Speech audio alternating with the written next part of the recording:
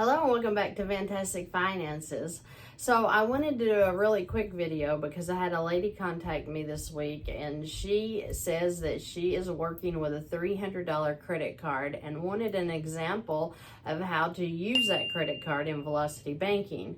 So for you guys out there that are starting out like I did, where you just have a minimal credit card to use, let's go over that, how you would use that. Now I will say I had another lady contact me that started with the $300 credit card. She has been doing Velocity Banking with it and they have already raised her credit to $500, and it's just been a little over a month since she started doing that. So this does work.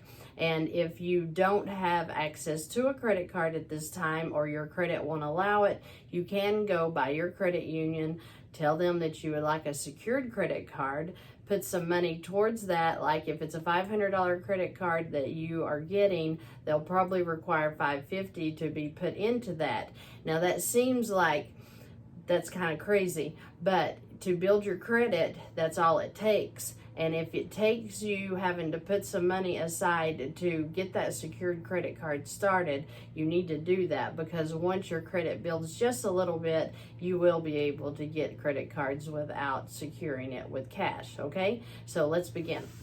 You're going to buy groceries, you're going to pay for your phones, your electric, your alarm if you have it, your car insurance. You have to pay these items anyway, right? You're going to use the money anyway, you're going to pay. So it's like, why not use your credit card to do it? And I don't know why that's so hard for people to understand. You are going to be using it anyway. You are going to be buying it anyway. You're going to be needing groceries and food anyway. Use your credit card and just put your income back in that. So that's basically all that we're going through today. Let's say that your $300 credit card is to the limit.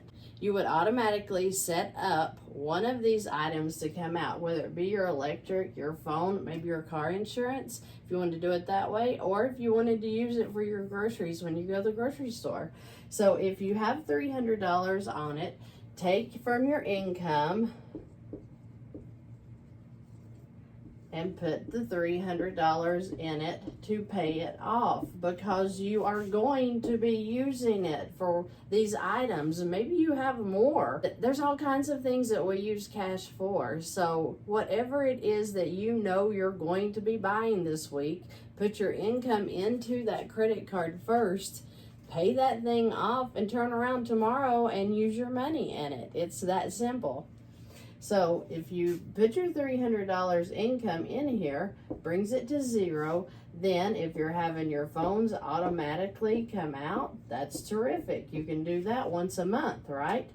If you make more than $300 a week, then after your phones clear out, then put another $200 in there. Knock that out again, then start with your next thing. If you're going to do groceries this week, put your $100 in there in your income, then let your groceries come out of it. It brings it right back down to a zero balance. The credit cards don't mind if you do this every day or every week or once a month. It doesn't matter to them as long as you are doing some kind of payment to them that is at that minimal amount. So a $300 card would probably have a $25 payment, right? So as long as that $25 payment is put in there, they don't care if you pay it off every other day. As long as you're using it and you're paying them, that's all they care about. But this is an excellent way. In and out is all you're doing. And like I said, you can do it once a week, once a month, once a day. They don't care. Just keep money rolling and revolving. That's why it's called a revolving account. After you do this for a month, maybe a month and a half, you will see on your statement that you've had a credit increase. That is excellent. That's what we're going for here. And within just a few months, this should pop on up to $1,000 and even higher.